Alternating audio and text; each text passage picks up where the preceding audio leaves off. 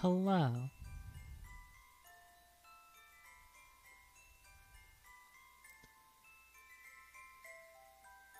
Okay, we are getting into this.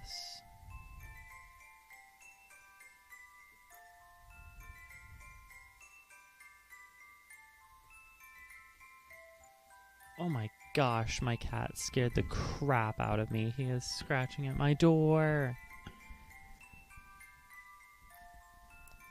Chadwick! Okay. It's time to game.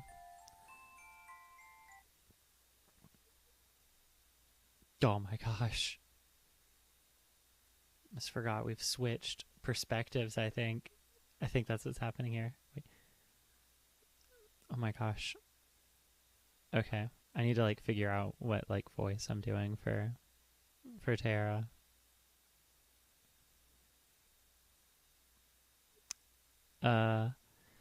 I groan getting ready to toss a pillow at Maddie and demand she turn the light back off. It's so bright. It hurts when I try to open my eyes. But when I do, I realize the light is coming from the window, and it's not a window I recognize.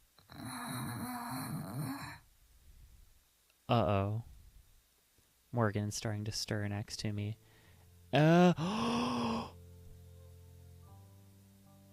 Oh my gosh.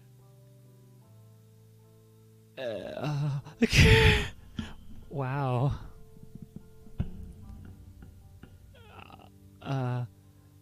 An adorable little face. Or I'm sorry, I'm himi-joshing out.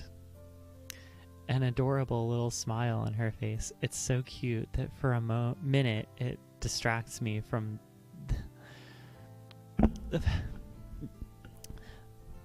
the fact that she's completely naked. It takes another second for me to realize I am too. I yank the covers to my chest to, cover myself. Memories of last night start to come back in bits and pieces. We'd been going over notes about something, and admittedly I might have gotten a little flirty, but next thing I know, we're kissing. Books are on the floor. I hear papers crumbling underneath me. And once I said yes, she couldn't even wait to get to the bed before she started Oh my gosh. Okay, yeah, this game has picked up. Holy shit. Okay. And it's not that I'm complaining, but it was definitely the last possible way I thought she'd respond. At least now I remember why I'm sore. Oh my gosh. This is insane. We have freaking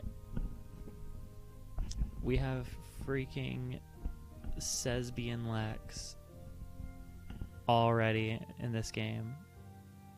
It's peak. It's peak. It isn't long before Morgan opens her eyes as well.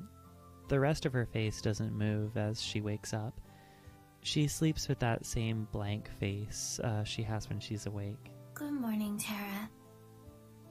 Her voice seems a little different. Softer, maybe? I have no idea, but it's kind of nice. Hey, yeah. Good morning. I cringe at the sound of my own voice. That was way too loud. I need to do a better job keeping my cool. How'd you sleep? Better than I have in a long time. I smile. Although you do snore. Loudly. I try not to let my smile break. I mean, she's right, but only when I lay on my back. I try to think back on a long list of awkward morning afters and pick out a good comeback, but everything grinds to a halt as soon as I feel her lips press against my side. Oh my gosh.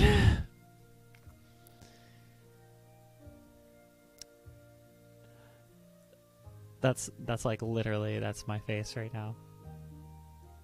It's just a tiny peck, the kind I'd give a cute fan, but she also blows a tiny puff of hot air onto my skin that makes me shiver.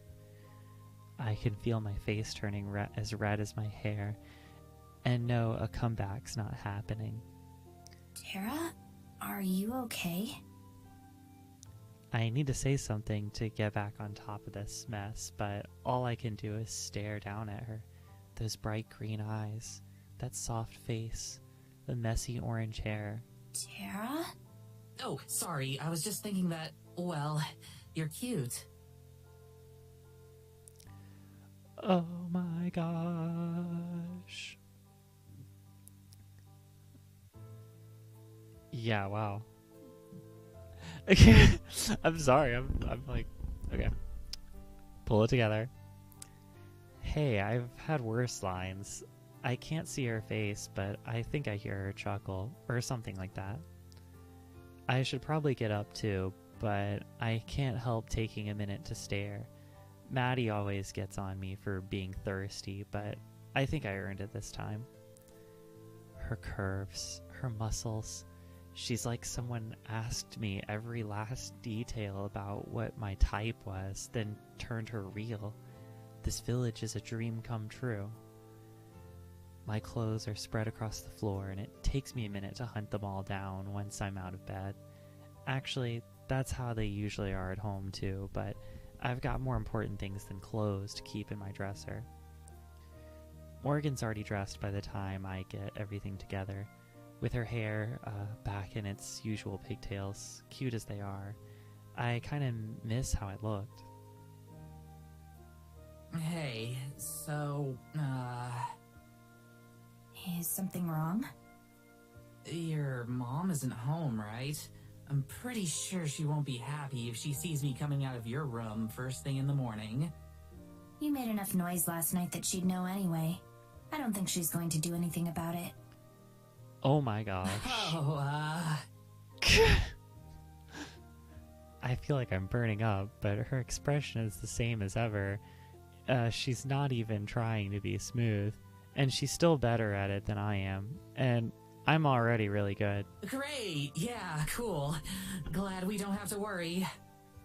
I'm going to go make some coffee for us. That's my bra, by the way. No wonder it felt so loose. She's out the door, leaving me to search for clothing and think about the conversation Morgan and I are gonna have to have when she gets back. Oh boy. I'm still thinking about what I want to say when she returns with the coffees, already chugging hers down. I usually make it strong, but I put plenty of cream and sugar in yours, so you should be fine. I normally take it black, actually. I saw your daily routine video. I know how you take your coffee. I don't even know why I'm bothering the usual cool routine at this point. I should just accept that I'm beat. I take a tiny sip of coffee and nearly fall back down on the bed. Even with cream and sugar, this is the strongest thing I've ever tasted. She drinks this black? Is it too much? I can put some liquor in it if you want. Isn't it like 8 in the morning? Yes. Why do you ask? Dang, that's what I'm saying. What the heck? I sigh and take another bitter sip. The last thing I need right now is alcohol. Hey, so, I think we need to talk. Sure. What about? I'm not sure if she doesn't know or doesn't care about what I'm going to say, but from the way she's acted so far, I'm pretty sure it's the second. Look, you're a really great person. I really like hanging out with you, and I had a great time last night. I know. She needs to stop making me blush. I probably look the same way Mads does every time I try to introduce her to a cute girl. I just want to make sure we're clear on what that was all about.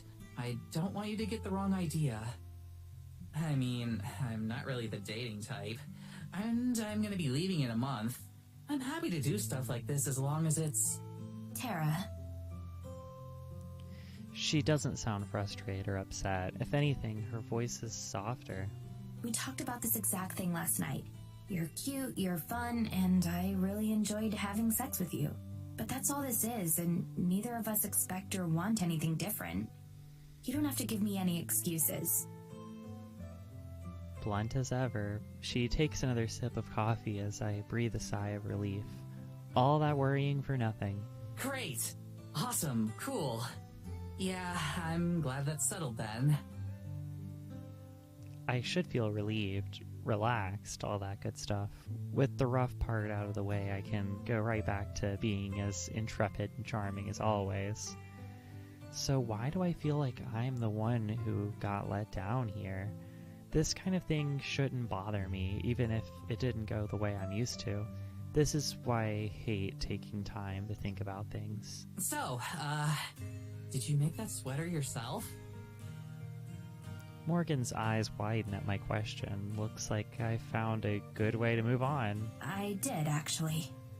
My ex showed me how to knit a few years ago, and I've been doing it ever since. It's a nice way to pass the time. If you want, I could make you something to take home when you're done here. That'd be super cool. Everyone I know wears coats like Maddie's, or one of those big puffy marshmallow coats. I'm sure some hand-knit stuff would break the mold. The fact that you insist on going investigating in nothing but a light jacket made me assume you didn't like coats in general. Maybe I was just waiting to get in on the hip cool fashion trend. I catch her smiling in between sips. She might act different, but I get the feeling that we're on the same wavelength for some things. I mean, obviously, since we ended up together, but still. Well, not together, of course, but... I thought it was because of your shirt. You wear that same moon shirt in every vlog you do. I didn't expect it to be the same way in real life.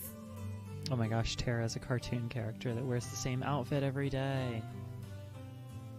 It was actually Maddie's idea, believe it or not. Something about having a, visual brand for the sake of the show. I figured my winning smile would be enough, but... I mean, as long as people like it. I didn't realize she was that invested in the show. I figured she didn't care that much. Ouch. Hearing her mention how distant Maddie seems is a pretty painful reminder of how much things have fallen apart between us. She used to be. Back when we started, she was a lot more invested in this whole thing. We've been inseparable since high school, and I figured she was really excited to keep that bond going strong. That's pretty incredible. I don't think I've had any friendships that lasted more than a year. I realized that she hasn't mentioned a single friend since we got here. I guess claiming your cat talks to you probably doesn't score you points with anyone other than me. Oh yeah, it's been like around 10 years or something. Don't tell her I told you this, but we actually met because we were both total goths. I don't even know if I believe that. I jump when Morgan suddenly bursts into laughter. I have only seen her for about a week, but it feels weirdly unlike her. Probably because it's the most emotion she's shown since we met, and that includes last night. Dang, like, her hair's a mess. I can't imagine Maddie walking around with raccoon eyes and dyed hair. You have no idea. She was goth enough to put me to shame. Always talking about the darkness in her soul. Chilling with all other cool goth kids, calling herself Raven. It was great. You were part of a group? Do you keep in touch with any of them? I don't... Oh, dang it. I skipped some time. My smile fades as I look away from her. She couldn't have known that asking that would bring back bad memories. So I don't blame her, but the memories are still there.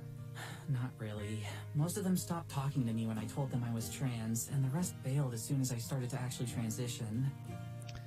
Oh, dang. Maddie was the only one who really stuck up for me. I'll never forget that. Morgan puts down her now empty mug. I'm not even halfway through mine. I'm so sorry, Tara. I didn't mean to. Nah, forget it. It's seriously okay. The whole thing is ancient history now. that isn't a lie. I feel a hell of a lot better about the whole thing now that I know I'm doing way better than any of them. I can tell Morgan doesn't buy it, though. Better switch up the subject. Anyway, after that, the two of us were inseparable all through high school. We even picked the same college so it'd be easier to stay in touch. The only time our friendship was ever on the rocks was... well, maybe we shouldn't talk about that.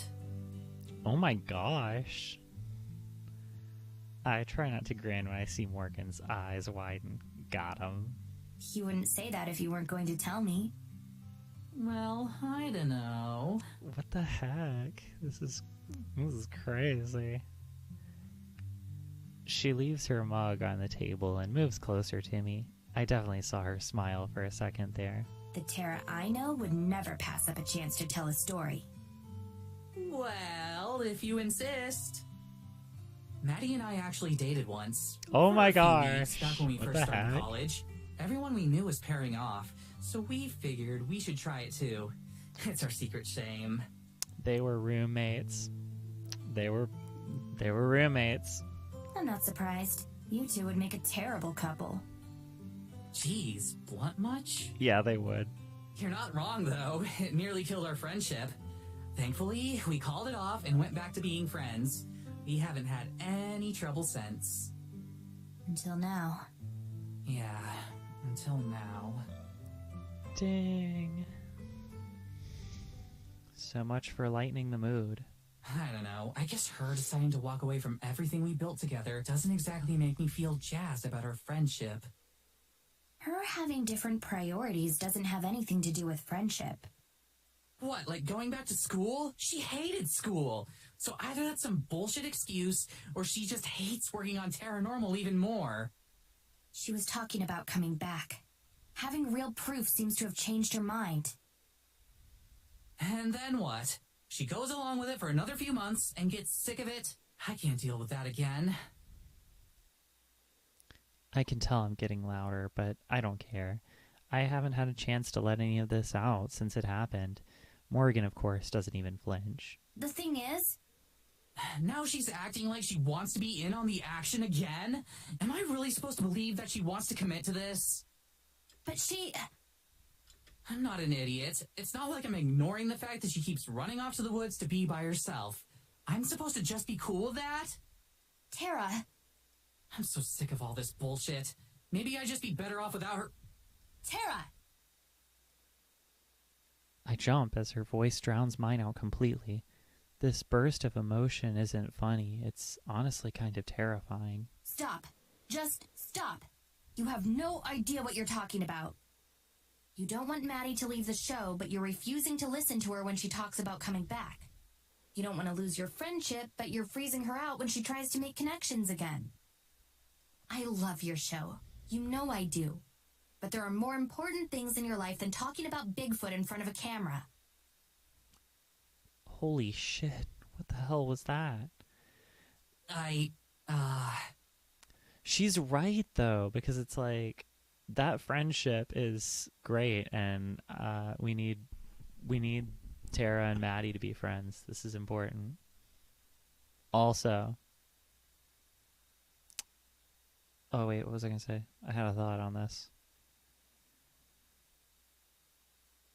Never mind. She just shot through my bullshit like some kind of forest-dwelling therapist. How am I supposed to respond to that? All I can do is sit back down in the bed and let it wash over me. Oh yeah, this like is kind of weird because this is like a hookup with a fan, but like maybe it's okay because like Morgan doesn't seem the type to be like, I don't know, like taken advantage of. I don't know. I feel like Tara would take advantage of that, but like I feel like Morgan wouldn't. I don't know. Power dynamics and weird stuff with hookups and stuff, but you know, the thing is, it's like, was it a hookup though, or is this like on? Because like I kind of ship this a little bit just because like Tara needs a calm, collected presence to keep her in check, sort of like Maddie needs a ghost. It's so crazy too, because it's like I want to cut back to that, but also like this is insanely interesting.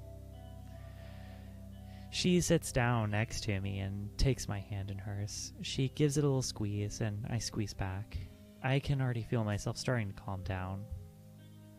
When Morgan speaks again, her voice is back to its normal flatness. Talk to her. Tell her how you feel and what you need.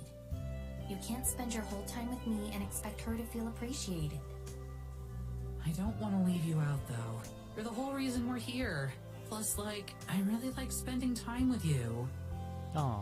I do too. But we'll have plenty of time together. You're here for an entire month. Yeah, of course. The word month makes me feel a little pang in my chest. For some reason, I don't want to think about how temporary this is. I let go of her hand to take another sip of coffee. It's barely lukewarm now, and I consider just spitting it back in the cup. That definitely wouldn't be a good look, though. Do you want me to take you back to the cabin? I think I'm gonna do a little more investigating here first. Give myself some time to think about what I want to say to Mads. That's a good idea. Hey, first time for everything. She lets out another little laugh. It's not nearly as big as her earlier one, but it's really nice to hear after all that heavy stuff. I'll go set up shop then. Come see me when you want to ride back. You got it. I stand and stretch, scanning the room one more time to see if I'm forgetting anything. Wait, are those my panties? Yeah, you're wearing mine. I try to will myself not to blush, determined not to let her get one more fluster in. Shit, sorry. I can change real quick. It's fine. You can wear them. Just give them back when you're done. My cheeks are burning again. So much for that. Oh, cool. Thanks. I guess I'll see you later then. Sure. You know where to find me. Without thinking, I lean forward and press my lips against hers. They're soft, somehow not nearly dried out by the cold air as mine are. Wait, why am I doing this? I jerk my head away, expecting to be met with an angry glare, but all I see is the corners of her mouth twitch up for a split second before she's back to neutral. Could be worse, right?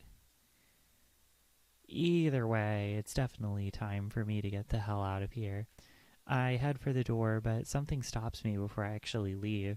Thank you. Anytime. I don't know what I'm thanking her for. I'm not sure if she knows either. I'm out the door and back into the village square, doing my best to leave my confusion behind me. I've got more important things to think about right now. I've got to think about what I'm going to say to Mads. Tell her I'm sorry for being an idiot and that I don't want this to screw up things more than it already has. But as I think about it, I realize that I've got one more problem when it comes to her. If she finds out I slept with our host, she's going to kill me. Oh, this is interesting. So we are switching POVs again already to an entirely third different character. The cabin comes into view. It's warm and casts a glow on the snow. I keep my steady pace. It's been a while since Tara and I talked. Things still aren't fixed. They've improved. She's getting Maddie's help filming now, but I can still see that distance between them. It doesn't help that Maddie keeps choosing to stay behind when we go to the village. Her excuses are always flimsy, but Tara doesn't push it. I'm not sure if she wants to. I'm not entirely sure what to do. I never expected this to be easy, but now it's gotten complicated in a way that I couldn't have predicted. I wish I could help, but I'm afraid that intervening any more than I already have would make things worse. Maddie still doesn't trust me despite everything. I have to believe it's not too late. I need both of them to fully commit it before I can tell them why they're really here. At the cabin, I enter without knocking. It again. I've tried it like 6 times, Mads. I don't know what else you're expecting here. Hello there. They're fighting! They both look up from what they were doing. It's not a surprising scene. Tara's hunched over her laptop in the living room, while Maddie stands nearby, looking ready to hit her. I don't think either of them noticed me entering. Hi. Hey! While Maddie seems annoyed at my interruption, Tara seems genuinely happy. Whether that's for distraction or because it's me, I'm not sure. I walk over and sit down beside Tara, placing myself between her and Maddie. Check this out. She angles her laptop so that I can see it and presses play on a video. There's some distorted noise, but the screen stays black. What am I supposed to be looking at? Exactly. Somehow exasperated, Maddie throws up her hands and storms off into the kitchen, banging around the cupboards without actually doing anything. This was the footage that we took the other night. Remember? With the spirit and stuff? I remember. Yeah, well, it was totally fine a few days ago. We watched it 1 billion times, so you know as well as I do. Right. It was perfectly visible then. But now... She plays the clip again. Nothing but noise. It's worthless now. So what happened? Beats me. That's what we're trying to figure out. Maddie slams a cabinet, particularly loud. What happened What Maddie thinks happened. is that the file got corrupted somehow. Either when you exported it or when it was transferring or something. But it was working fine before. Seriously, ask Morgan. She points at me. I wish she wouldn't bring me into it like this, since it'll seem like I'm taking her side. The video did work before, yes. Great, that helps us a lot. Isn't there a backup somewhere? This was supposed to be the backup. I thought I'd uploaded it to our server too, but I guess the Wi-Fi cut out, and that didn't actually happen. Tara bites her lip. That one's on me. I'm expecting another sardonic reply from Maddie, but to my surprise, she sits down across from us and sighs. Well, we can't change it now. It seems that Tara's admission of guilt, even partial, helped calm her down some. Was that the only footage that was affected? I didn't check. Can't see why anything else would be screwed up, though. We just got unlucky. Super unlucky. That's a bit of an understatement. Without that footage, we don't have anything to show. I want to tell her that there will be plenty more opportunities for filming the spirit, and likely other equally remarkable creatures, but I know that she won't believe me yet. Gila Duro warned me this would happen, as if I hadn't already known, but Gila Duro also didn't help my case at all, since she said she didn't know if she could trust them yet. I wish she would have told me that before I made a fool of myself in front of them both. Tara laughs, but it seems forced. Guess we'll have to take some new footage then. Morgan, you don't have any other mystical spirits sitting around that we could film, do ya? Funnily enough, I do. I just smile, though, going along with the joke. For some reason, Maddie tugs at her collar and looks away out the window. Perhaps she's more uncomfortable around me than I thought. Can I borrow your laptop? I'll see if I can move the file to my computer. And maybe salvage something. You really think that'll work? No, but I'd like to try. Sure thing. She lifts the laptop over me and passes it to Maddie. Thanks. I'll be in my room. Let me know if you need anything.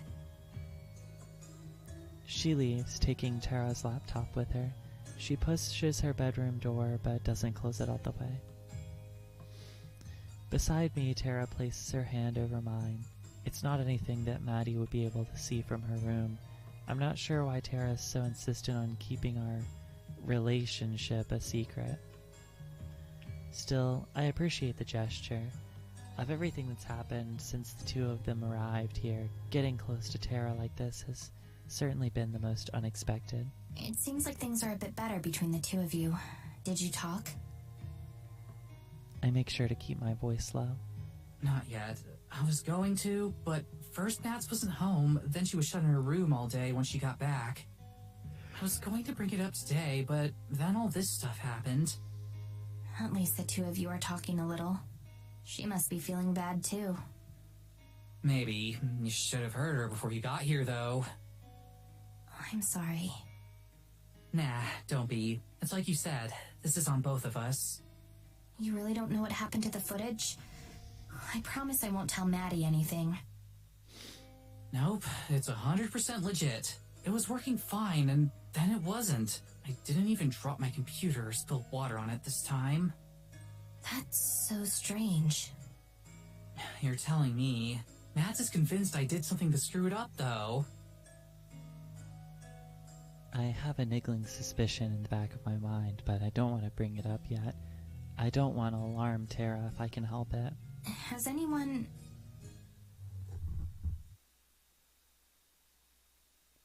Oh, that's creepy. I like this. I like what they got going. I mean, I want these two together. This is a end game ship for me. This is great. So like, I want Tara to like stop messing around. Right in the middle of my sentence, the heater in the corner of the room makes a sizzling noise, then stops, then dies. It's a little more severe than that. Tara and I both stare at it. Did you see that? I did. God! Clutching her head in her hands, Tara gets up and goes to inspect the heater. She looks around and underneath it, although it's clear she has no idea what she's actually looking for. While her back is turned, I take a moment to peer out the window, scanning for anyone or anything out of the ordinary. I don't see anything. What happened? Heater died. Check it out. Wait, you're kidding me. I wish. Already the cold is starting to set in. Was it a short circuit or something?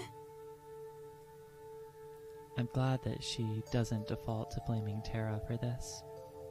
My suspicion gets a little stronger too. No clue. Morgan and I were sitting here when it suddenly died. Didn't give any warning or anything. It was a lot like the... She trails off. She doesn't need to finish the sentence. I'm sure we're all thinking the same thing. like the footage. She says it anyway. None of us say anything. Then Maddie chuckles nervously. That's a pretty weird coincidence. Do you two think that, like, they're connected somehow? What, the heater and the footage? There's no way that could be. It's just bad luck. Maybe. She gives me a look that says she doesn't think it's random. I'm inclined to agree. Any luck with saving the video so far? Not yet, but I just started. Give me a bit. Right. I'm gonna go grab a blanket. You want one, Morgan? No thanks. What the hell? 2 seconds after she's entered her bedroom, Tara yells and pops back out. The heater in my room is dead too! What? Are you sure? Of course I'm sure. Come look if you want. Maddie and I both hurry into Tara's room. Sure enough, the heater in there is dead. As dead as the one in the living room. Were they on the same breaker? This cabin must have ancient wiring, right? No, it was renovated a couple years ago. Is the one in your room still working, Mads? Without waiting for an answer, Tara pushes past and goes to look, ignoring Maddie's feeble clamor against barging in. We follow behind Tara yet again. In Maddie's room, the heater is running fine. That's so unfair! Maddie frowns, too, looking perplexed. I don't get it. Why just in here? That's a pretty weird coincidence. Tara does a poor imitation of Maddie's voice. It is! What else do you want me to say? Grumbling, Tara leaves the room without giving it any actual answer. Maddie doesn't try to stop her and stares at her perfectly functional heater. I shut the bedroom door behind me as I leave. Okay, tell me I'm not crazy. Something weird is going on. You're not crazy. This definitely isn't a coincidence. You say that like you know what's going on. I could feel a pit opening in my stomach. I've never been good with words, and I'm not sure how to phrase everything I'm about to tell her, much less how she'll take it.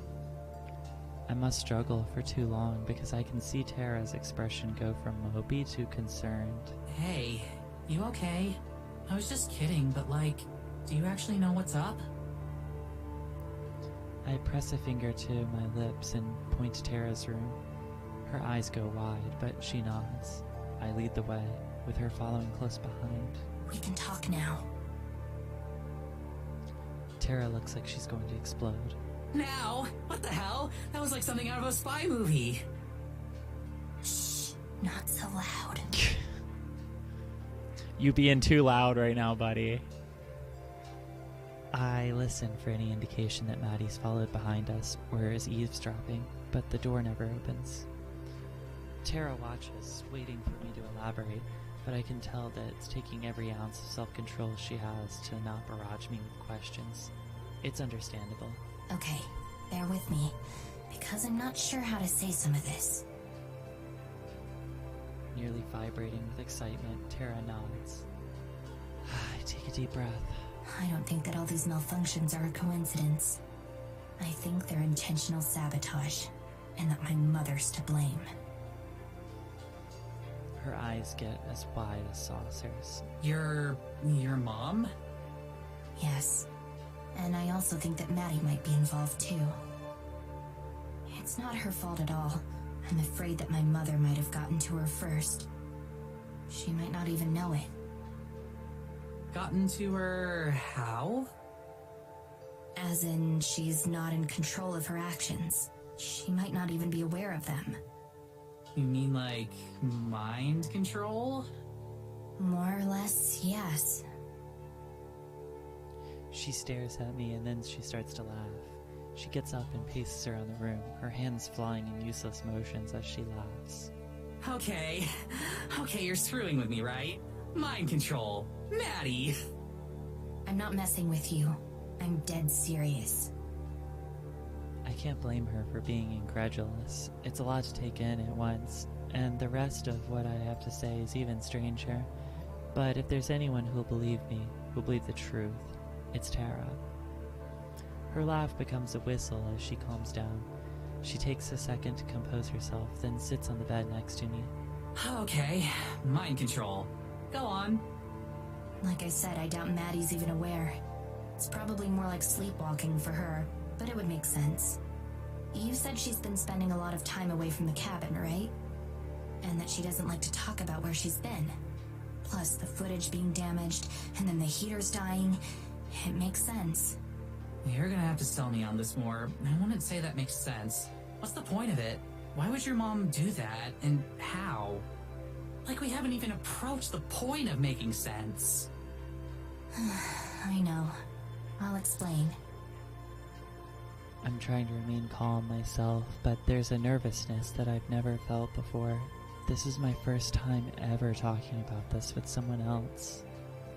No matter how many times I'd imagined this conversation and rehearsed it in my head, it's nothing like real life. My mom isn't really my mom. To be frank, she's not even human. Not anymore. What? What is happening? I pause, waiting to see how Tara takes it. No reaction. I doubt that anything I'm saying even registers as a possibility to her. My only choice is to go through it all and hope that she believes me in the end. The person you've met, the creature, is something else, using a human woman's body as a host. She has the whole town under a glamour that makes them loyal to her, and she has for years. longer than I've been alive. I think she has Maddie now, too. The reason that I sent you an email and invited you to Eisenfeld isn't because of the forest spirit or any of that other stuff, although it's related too. The reason is because I need your help. Evelyn, or the thing inside her, is going to try to kill me soon, to use me as a new host, within the next few weeks. What the heck? This has gotten crazy. You were the only people in the world who I could think of who might believe me. There wasn't anyone else I could ask. She knows that too, which is why she's trying to get rid of you now. Ruin your trip, make you want to leave. She would never hurt either of you. Too many people would notice if something happened. There'd be way too much unwanted attention on her. But if she could get the two of you to leave Eisenfeld, then she'd be able to proceed with her plans. I'm pretty sure that's what she's trying to do, through Maddie. That's it, I guess. As I finish speaking, I look down at my legs. It feels like a weight has been lifted off my chest. If nothing else, I'm glad that I got to tell someone. Even if nothing changes, at least I got to share my story. If she doesn't believe me, if she thinks I'm as crazy as Maddie does, then I'm out of options. The silence stretches on, and I glance up at Tara's face. For someone usually so expressive and easy to read, her face is immutable. I can't even tell what she's thinking. She just stares at me intensely, more scrutinizing than I've ever seen before. I meet her eyes, willing her to search mine and see that I'm telling the truth. I want to reach across and grab her hand. More than that, I want her to grab mine. Tara huffs, blowing a loose strand of hair that's fallen over her face. She blinks, pops her knuckles, scratches her leg. Then finally she half smiles. Okay, so then what do we do now? Does that mean that you believe me? My breath catches in my throat, scarcely daring to believe it. She hasn't confirmed yet. She could just be playing along. Of course I do. I can't help myself. I lean forward and wrap my arms around her in a very selfish hug. I'm so sorry for dragging you into all of this. She doesn't deserve any of what's going on. I brought her into my own world of problems. Her arms wrap back around me without hesitation. Hey, I'm glad you did. Really? Of course! If some other paranormal blog got this scoop, I'd be jealous forever. We both laugh. But I'm not gonna lie, it's a lot to take in, especially the stuff about Mads. But if never coming here would have meant you having to deal with all this on your own, then it's a damn good thing we're here. For the first time that I can remember, I feel warm and comfortable. Sorry, I'm yawning. I feel warm and comfortable. It's a moment that I wish could last forever. I don't deserve her support, but I'm infinitely glad that I have it. Now let's go kick your mom's ass! I laugh again. I'm glad that she's able to keep a light heart through all of this. We're going to need it. Really though, what do we do now? Pack our stuff and get out of here? You could totally crash with me and Mads. I'm sure she wouldn't mind. You'd have to get past that whole mind control thing first, though. No. Running away isn't an option. She would just take someone else instead. She has to be dealt with. You said it'll happen in a couple weeks, right? How do you know? It'll happen on the winter solstice. It's something to do with the moon. I don't really know the specifics myself. There's not a whole lot of information to go off. You're in luck, because investigating stuff without a real lead is my specialty. She's incorrigible, and her smile is infectious. Her optimism and confidence makes me think that this might work out okay after all. There'll be plenty of time for that, I promise. Right now, I should head back home. Already? Feels like you just got here a bit ago. I know. I wish I could stay longer, but I need to start preparing right away. There's a lot that I'll need to fill you in on, but it'll take some time for me to get ready. So, like, later tonight? Probably tomorrow or the next day. Okay, I'll lie low until then. What should we do about... Her voice trails off, and she nods in the direction of the rest of the cabin and Maddie. Nothing for now. Just try to act normal around her if you can. So, avoid conversation as much as possible. Easy peasy. We stand up together, and Tara walks me to the door. So, see you soon, I guess?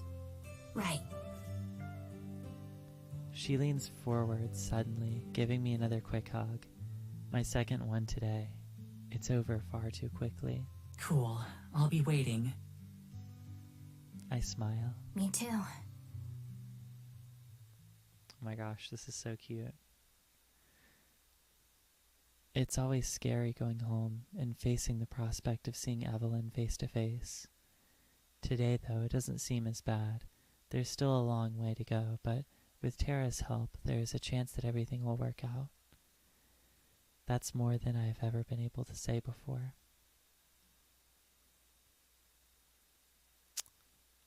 Okay. We're whipping all around. What voice did I do for Maddie again? I forgot. The skies are gray out when I wake up.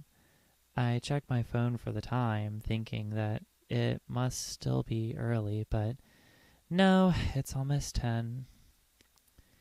It's the clouds that are making it so dark. We're definitely in for a lot of snow today. It looks like it could be more than any of the previous storms.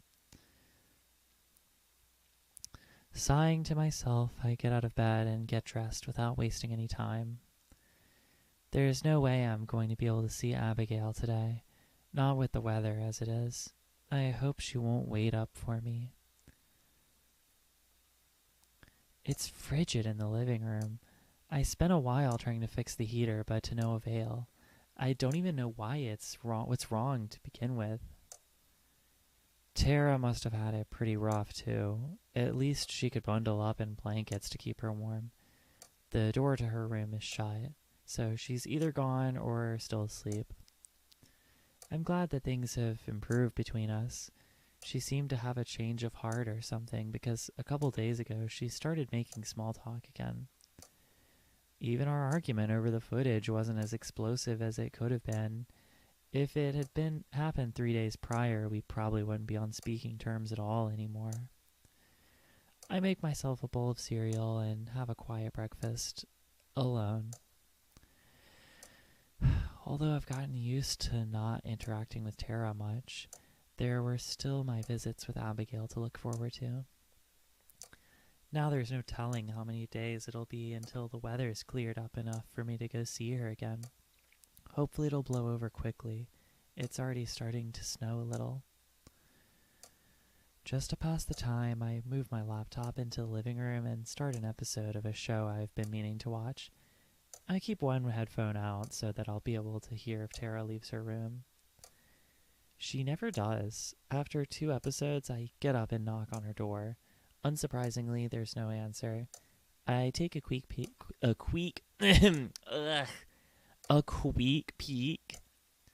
Nah. Okay. I take a quick peek inside. Empty. She must be at Morgan's again.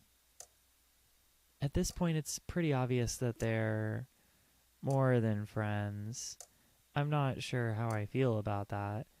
It's none of my business, of course. They're both adults and can do whatever they want, but I can't help but being a little envious. It's been more than a year since I've been on a date. Things ended sort of messily with my last girlfriend, and since then I haven't really been looking. Working on the show kept me busy, but still, it wasn't that I was trying to avoid meeting anyone new. It just didn't happen. I'm not like Tara. I can't talk to strangers and carry on a conversation straight away. Business stuff, sure. Small talk, no way. I've always been a bit jealous of that. So seeing how quickly and how naturally Morgan and Tara ended up together feels like a painful reminder of my own social inadequacies. I guess there's an expiration date on their relationship. Whatever it may be, though, it's hard to believe that we're already halfway through our trip in Eisenfeld. It occurs to me that I'm in a similar situation with Abigail. Although our friendship is nothing like Morgan and Tara's, it's also time limited. That thought hurts more than I expected it to. I wish there was some way she could come back with us. I wonder how difficult it is to smuggle a ghost internationally. That's kind of problem Tara would be great at solving if she was around. In fact, I wonder if maybe I should take this opportunity to try to mend things with her. Assuming Abigail was okay with it, I could take Tara to meet her. While not quite as dramatic as the forest spirit, having a genuine ghost on film would still be a huge win for the show. It's a little funny to me that an actual ghost is mundane compared to what else we've seen. I'm not entirely convinced on the idea that there's still some appeal to keeping the news to myself for at least a little bit longer. A knock at the front door interrupts my TV watching. Coming! This freaking bitch! This bitch! Screw you! I undo the latch and come face to face with Evelyn again. Good afternoon. Hi there. My previous encounter with her on the way back from the church flashes through my mind and sets me on edge.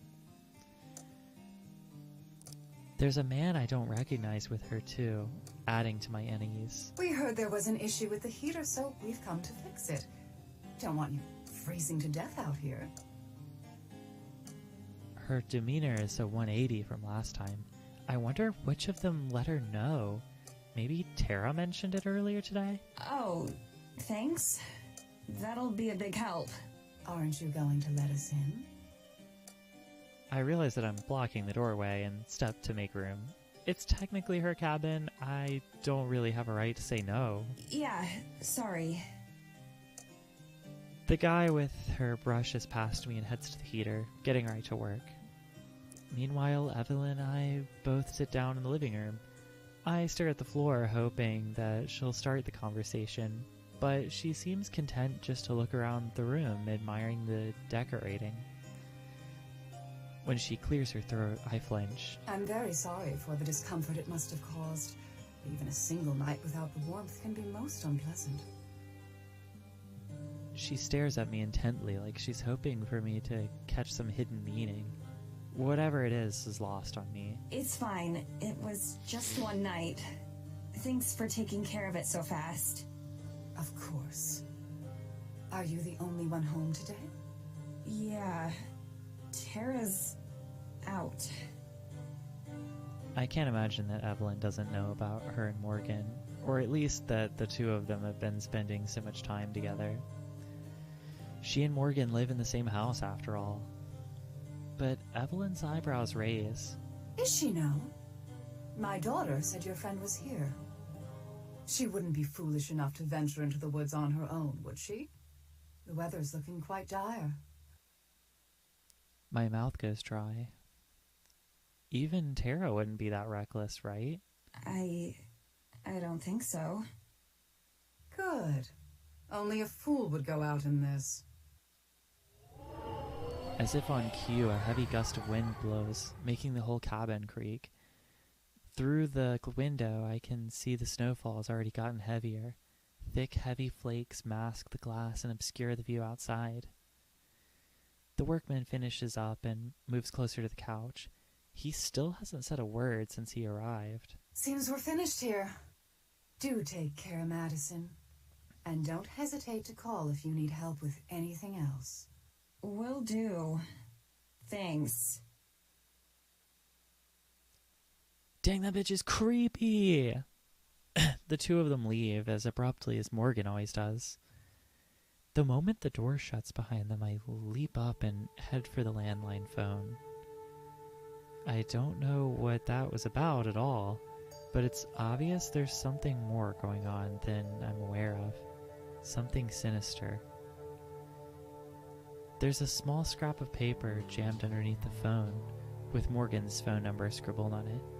I dial and wait, praying that the weather won't render the phones useless. It rings and rings and rings, but doesn't pick up. Eventually it goes to a generic voicemail message delivered in an automated voice. Damn it! I slam the phone back to reset it and dial again. Please, please, please. If she's not there, if she's not with Morgan, then I don't know what I'll do. I don't know where else she could be. On the third ring, the phone clicks as someone answers. It's garbled and hard to hear, likely because of the storm. Morgan? The person on the other line says something unintelligible. Hello? It's just barely clear enough for me to hear my name. Yeah, it's me. Hey, listen, is Tara with you? There's another pause and some staticky noise, then a beep as the line goes dead. Frantically, I hit the redial button. This time, she picks up on the first ring. Hey, it's me. Is Tara with you? There's a noise, but I can't tell if it's her answering me or just interference. Sorry, what? Again, the only response is garbled nonsense. I try to talk to her several more times, but nothing is intelligible. I don't even know if she can hear me. The call drops again, and this time I don't bother calling back. I could try to send her an email, but it'll take forever before the webpage loads enough for me to do that. I try to make myself calm down. Logically, she's gotta be with Morgan. There's nowhere else she'd go. Evelyn must have missed her somehow. I go to one of the windows, using my sleeve to brush away the fog that veils the glass. It's already a blizzard out there, snowing harder than anything I've witnessed. That's when I see her. Oh my gosh, that's her! A flash of red hair over by the tree line. Tara. She's just standing there. When she notices me, she waves. What the hell is wrong with her? I pound on the glass, pointing downwards to indicate that she should come in. Come inside, you moron! What are you doing? I know she can't hear me, but she keeps waving. Then she turns and walks into the forest. What the hell? She's lost it. She's absolutely lost it. I fight against the wind just to open the door. Tara! My voice is swallowed up by the wind. There's no way she could have heard me. I try yelling again, but the cold stings my throat. Is this some idea of a joke to her? It's a terrible one if so. Stepping out the front door, I can barely see her amongst the trees, swirling snow. She's just standing there waiting for me. I linger, not sure what to do. I can't just leave her there, but going out in this would be asinine. She waves again, more urgently. She clearly wants me to follow her. Maybe she needs my help. Maybe she's been injured. Still, the storm. Every second I'm out here, the cold seeps a little further into me. I need to decide. I clench my fists. If nothing else, I know that Tara would come for me. Bracing myself, I start walking towards her. It's nearly impossible, just keeping my balance and remaining upright is a chore. Every step I take feels like a battle against nature. Slowly, though, I do it. Once she sees that I'm following her, she starts walking again. I wish she'd wait for me to catch up, so she could at least tell me what's going on. When I cross the tree line, the wind gets noticeably better, although the cold is no less bitter.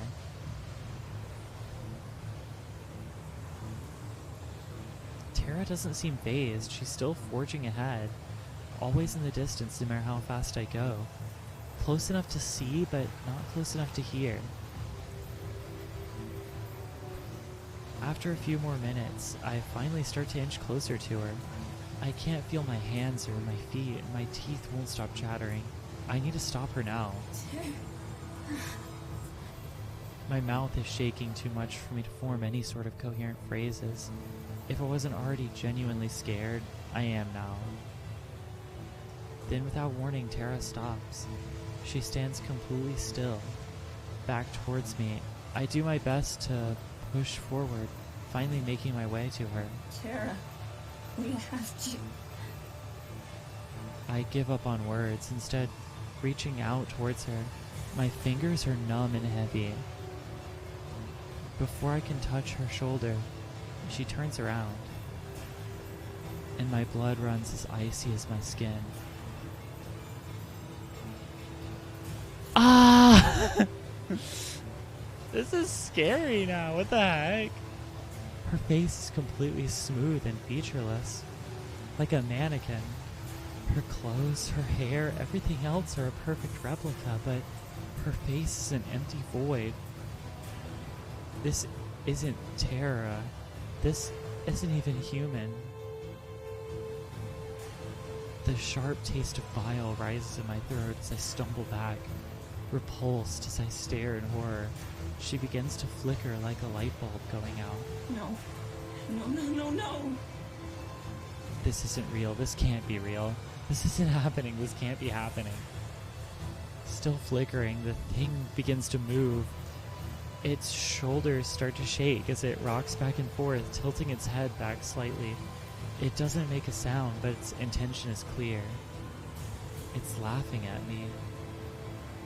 I fall backwards, hands scrambling through the snow that I can no longer feel. I scuttle away from it best I can, though it doesn't even try to follow me. It just rocks, celebrating its triumph over me.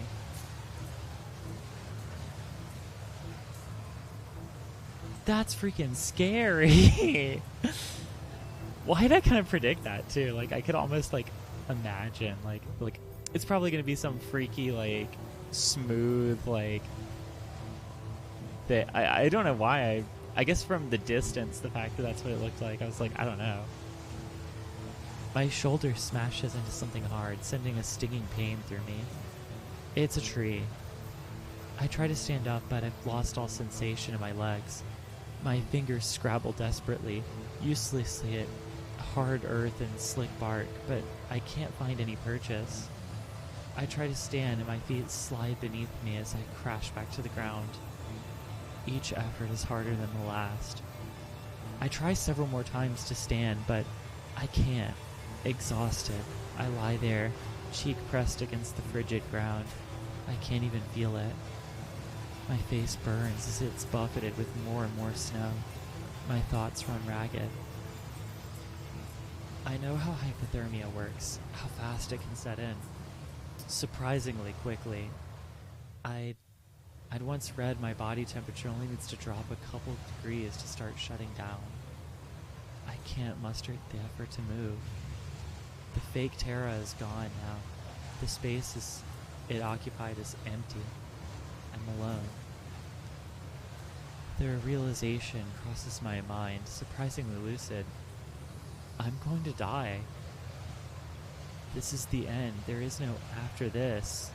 I've reached the end of my life. Snow accumulates on my body. What parts I can feel burn.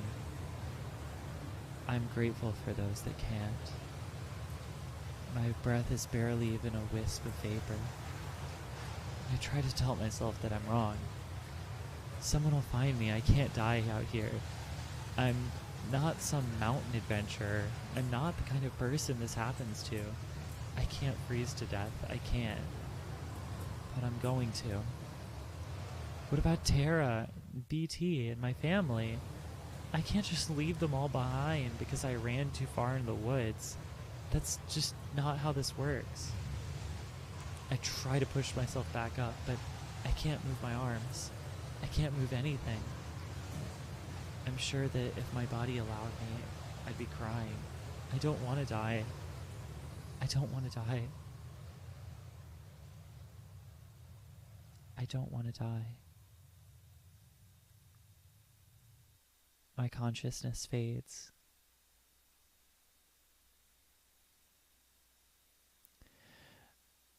Holy crap, Maddie died! A piercing light that should be unpleasant, but isn't, shines in front of me. I will my body to reach for it, but I can't. Then I understand. It isn't meant for my hands to touch. I let go of it all, giving myself up. But then, a sound, imperceptibly loud, deafeningly quiet. Something vibrant and full of life fills my tired eyes. It blocks the light, and then... Abigail, let's freaking go! An angel appears.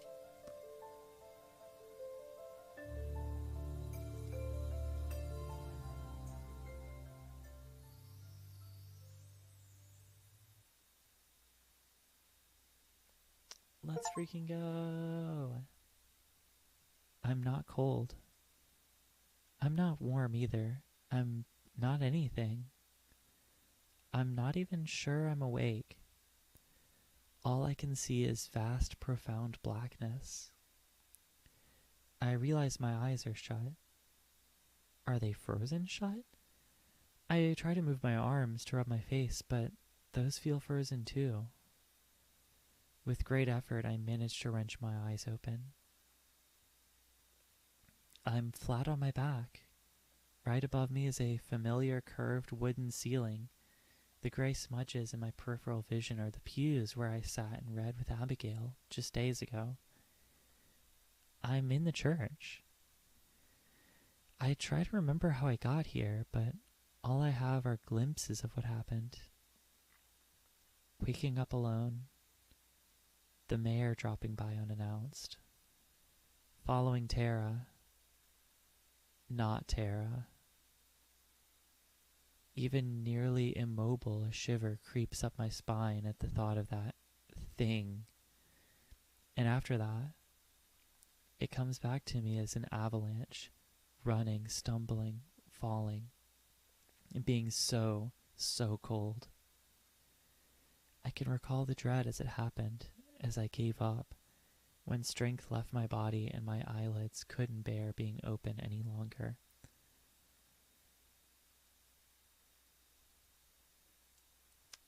What? What's this little warning up here? That's weird. But how did I get from there to here? There's the sound of rustling cloth from behind me. I force my head to turn to look. And there she is.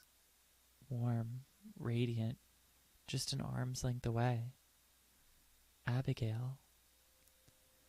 I blink, expecting her to vanish, to be a figment of my imagination. But when my aching eyes open once more, she's still there. Worry wrinkles her face. She saved me, didn't she? There's no other explanation. I muster the strength to smile up at her. She smiles back, though it doesn't reach her eyes. Hello, Medicine. I'm glad you're awake. Oh my gosh, she can talk! I'm in the otherwise silent church. Her voice rings out like a bell. The first words I've heard her say. I can hear her? We can speak to each other. Understanding pierces through my exhaustion. With that understanding comes a whole cascade of realizations. A million feelings rush through me, and I don't know what order to process them. Two concepts stand out among everything else. Her voice is lovely, soft and gentle like she is. I must be dead. Abigail? I mumble out the only coherent thought that I have. She slides from the bench she was sitting in to the ground, kneeling on the floor beside me. That's right. I'm here. She leans over me, the serene portrait of a heaven-sent angel. She's here. That can only mean one thing.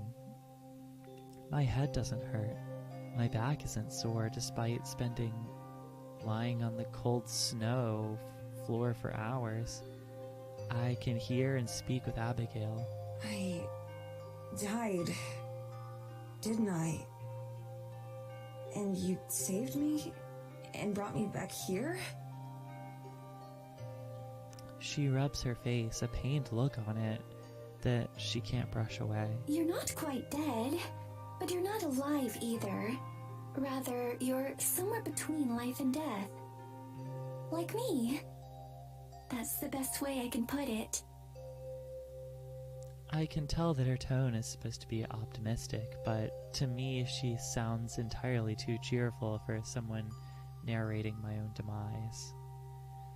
Still, I suppose this is better than the alternative. Then, thank you. Her smile goes just a little bit smaller. Please don't mention it. Really, I'm sorry that we hadn't been just a little bit faster. If we had arrived sooner... She looks away, guilt twisting her face. It's okay. It's not your fault. Even in my adult state, I know that much. I shut my eyes, hoping that this might be a dream, and that when I open them, I'll be safe and sound in bed at the cabin. I'm not, of course. There's nothing above me but stone. I force myself to sit up. The motion catches her attention. Abigail lunges forward, ready to catch me if I fall. Oh, don't strain yourself. But there's still no pain or soreness.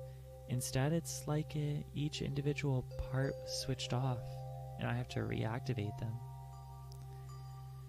Maybe it's not far from the truth. Once I've sat up, I'm able to stand without any issue. The heaviness falls away like a blanket. I think I'm okay.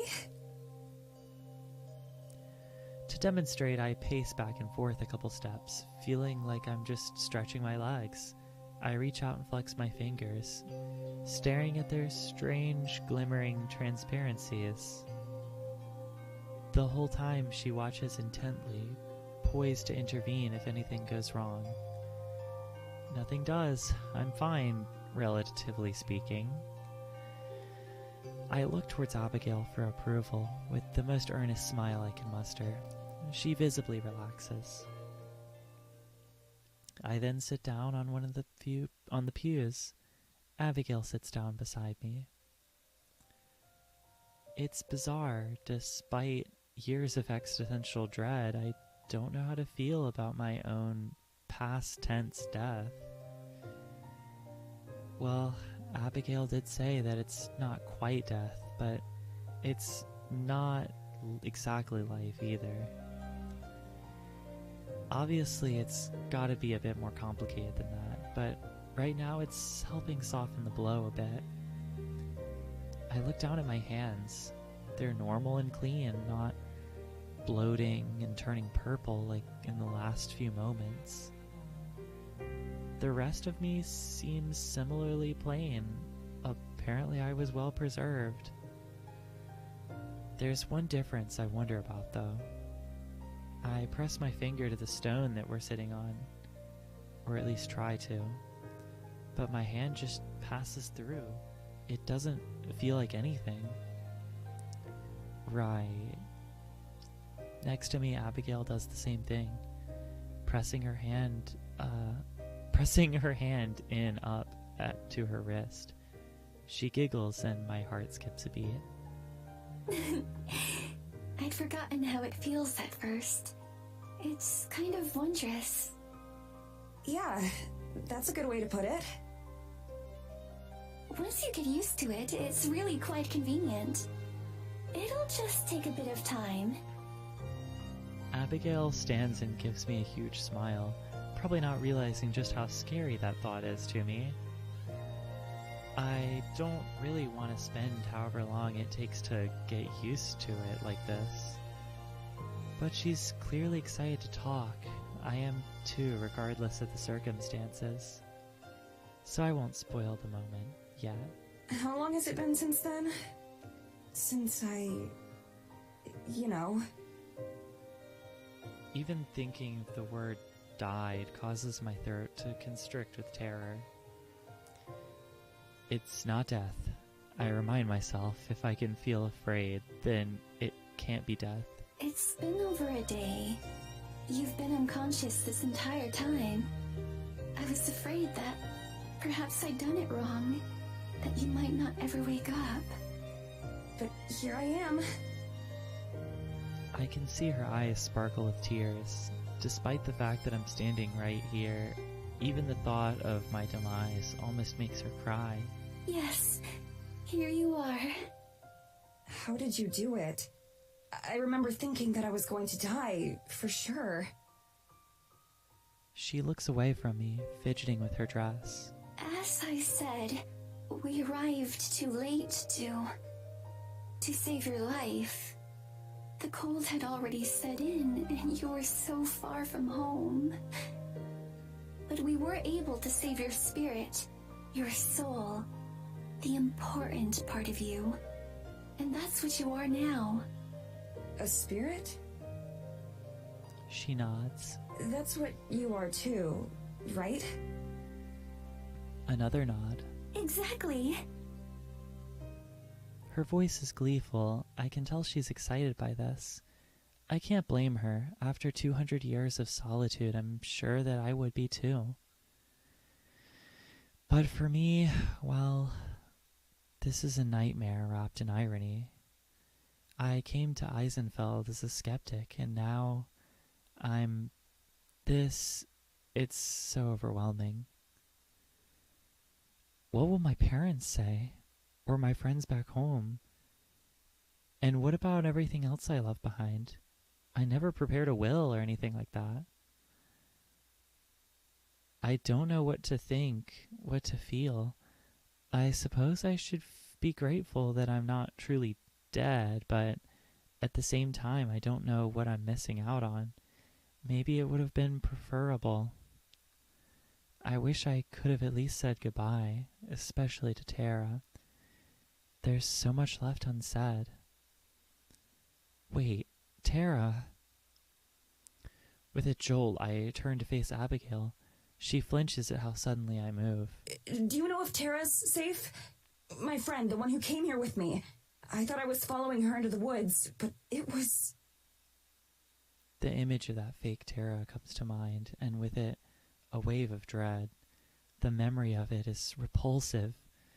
Simply in how false it was, how unnatural. She's fine. As far as I know, she was never in any danger at all. I'm so sorry, Madison. You were tricked. Right. I relax a little bit. Tricked? Tricked by... by whom? Abigail looks uncomfortable once more. I'm not sure what name she uses now. The mayor of the village. Whatever you know her as. Evelyn. So she's responsible. I'm not surprised in the least. The way she always seemed like a snake, coiled and ready to pounce. The bad feeling I got every time I interacted with her. She must have come by the cabin just to scope me out. She had probably been planning this all along. I shudder. Who is she really? Why would she want to kill me? I'll explain it later, but I promise you don't have to worry about her anymore. Clearly that's supposed to make me feel better, but it doesn't. Yeah, she's not a threat anymore, but only because she succeeded. I want to understand. I need to understand. Why would she want me dead? I guess I'll find out in time. I just have one other question. Earlier, when you were talking about saving me, you kept saying we. Who else? Now her eyes regain that previous mischievous gleam that I've started to recognize on her. Someone special. I'll take you to meet them if you feel you're ready for it. I think so. There's nothing to be accomplished by sitting around feeling sorry for myself right now. I've spent enough of my time in Eisenfeld doing that as it is. Plus, I'm curious to see who might have helped Abigail. Who else could have known about her this whole time, yet kept her a secret? I stand up and absently-mindedly offer a hand to Abigail to help her up too.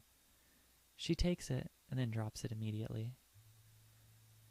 Eyes wide and awestruck, she stares as if I'd sprouted a tentacle from my arm. Tears spring to her eyes, seeping out to form a thin river down her face. What is it? What's wrong? Did I hurt you? Your hand. I can feel it. She's right. It hadn't even registered as different to me, but for the first time ever since we've met, I can actually touch and feel her there. She grabs my hand again, not standing. She closes her eyes, and as her fingers roam over mine, taking in sensation. With anyone else, anyone on Earth, it'd be awkward, but somehow with Abigail, I don't mind. It's a little endearing, in fact. After a moment, she seems to realize what she's doing. With a yelp and a sheepish expression, she lets go. I'm sorry, Madison. I just got so carried away for a moment. It's fine. Really. My skin still tingles with the feeling, vivid because of the absence of anything else. Abigail gets to her feet without my help. Together we face the doors of the church. They look like they've been untouched since I was last here with Morgan and Tara. I wonder how they're taking it. I wonder if they even know yet that I'm gone. It's quite possible Tara hasn't even come by the cabin. It could be days before she knows. I push those thoughts out of my head, though. It doesn't make a difference at this point. I'm still alive and cognizant, at least in some capacity, and as long as that's true, then there's a hope that maybe I can get out of this situation. All I can do is hope and learn. Swallowing my fear as much as I can, I take the first steps towards the door. Should we go meet your friend then?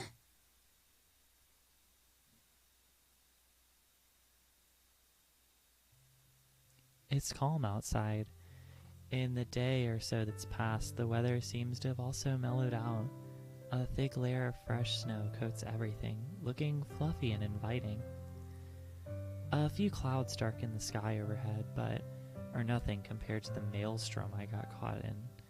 The occasional flakes that fall seem serene, not threatening. Of course, they pass right through me. Abigail leads me into the woods. I try not to pay attention to how I can't hear my footsteps in the snow, or how the cold doesn't bother me. It's convenient, sure, but it's wrong. The two of us walk side by side deeper into the forest. This will be the farthest I've ever gone since previously I'd never passed the church. Just like Morgan a few nights ago, Abigail seems to know exactly where she's going. Abigail, can you tell me a bit about what it's like now? Being a ghost and all. Abigail's face lights up and she claps her hands together. Her steps become an eager skip. Of course. I'd be happy to. She clearly means it. Where to begin? I found it to be quite convenient personally. As I said before, we're not ghosts per se, or at least not in the conventional way. Which is to say, we're not dead. It's more like we're somewhere between life and death. You and I are now fundamentally bound to the forest and to everything else in it. In the forest, everything is connected. She frowns deeply, puffing out her cheeks. This is harder than I thought. I laugh. I guess even after centuries, she never expected she'd have to explain all of this to someone. It's fine. Take your time. Everything in the forest is connected. The trees, the grass, the birds, the foxes, everything. And that includes you and I, too. Connected? How? Abigail chews her lip as she tries to think of how to explain it. Her frown returns deeper than before. Finally, she just shrugs. Magic. Magic? That makes sense. Pleased, Abigail nods.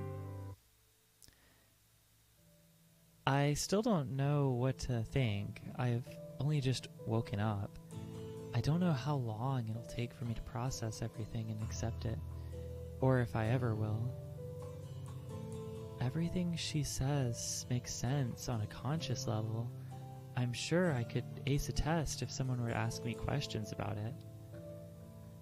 But when I stop to think about how it affects me and about how these are now the restrictions and limitations that bind me, I stumble over nothing. I'm just met with memories of dying and of fear. Fear for myself and for the future, what it might hold. Abigail rushes over, rubbing my back as she croons in my ear. Madison, it'll be all right. I promise. I know it's a lot to take in, but it'll be okay. I'm here for you. I'm here. I'm here.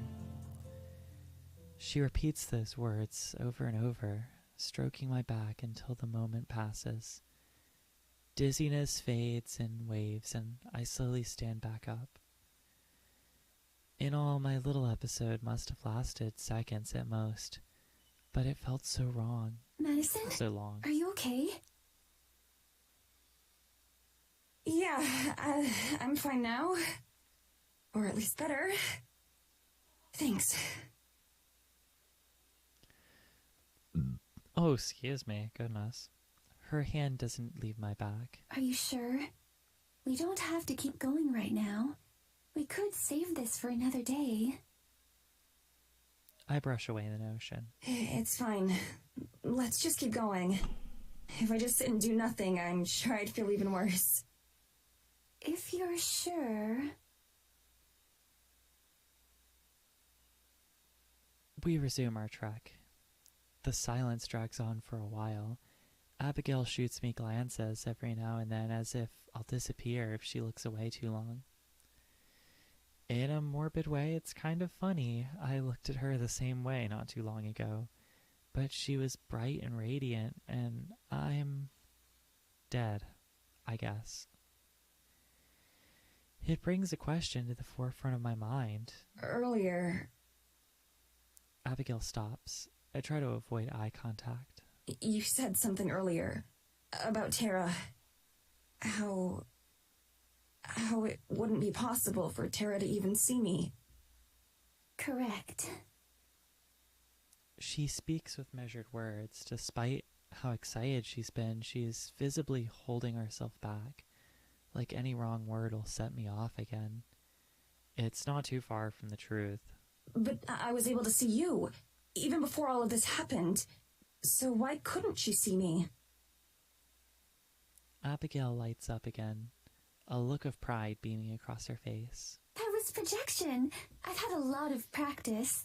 I'd be happy to teach it to you too, but it took me some time to learn. I see. Decades. Abigail laughs nervously, trying to hide her slip. We lapse into an uneasy silence again. I take deep breaths, trying to distract myself from the hundreds of questions weighing on my mind. But breaths feel empty, and the lack of cold wind glaringly absent if I focus on it. So I focus on Abigail. She leads the way confidently. A passive smile rests on her face, and she looks more at ease now than I've ever seen anyone be. Every step she seems to push us forward, farther than any natural pace. The words she said earlier replay in my head about how the forest will help take us to our destination. We passed through a tree, but when I look back, it's meters away, if not out of sight completely. Magic, being able to simply pass through any obstacles we encounter, makes the walk much faster. Even so, I automatically step over debris or turn my shoulder completely to avoid scraping the trunk of a tree when I can. I feel the heaviness in my chest start to fade as we trek on. Abigail catches my glance and smiles warmly. I smile back, genuinely now. Did you spend much time in the forest when you were alive? I did. However, I never traveled very far. Why do you ask? I was just thinking about how you know your way around so well. It kind of reminds me of the girl I met here in the village, Morgan. I've had plenty of time to see it all. It's simple, too, once you know how to do it. As long as you know where you're going, the forest will guide your way there. I'm certain you'll get the hang of it someday. I force an agreeable smile. In spite of everything, talking feels good. Talking about anything, so I try to keep the conversation going. What was Eisenfeld like back then? Much the same as it is today, as far as I can tell. Quiet and isolated. We rarely had any visitors. Even news of the outside world, or the rest of the country, was slow to arrive. But I longed for it, for the stories that would occasionally make their way to us. Sometimes friends of my father would head into the city for a few weeks, taking the goods that we had grown and made to trade, and bringing back things we lacked. And they'd return with gifts for all of the children, my sister and I, or the little boy across the road. Gifts and stories about wondrous devices they'd seen, or about the marvelous people they met. Her steps slow and come to a stop, and her eyes take on a far-off, dreamy look. When I was alive, I always wished to see it for myself someday. Instead, I had to satisfy myself with books and with other people's stories.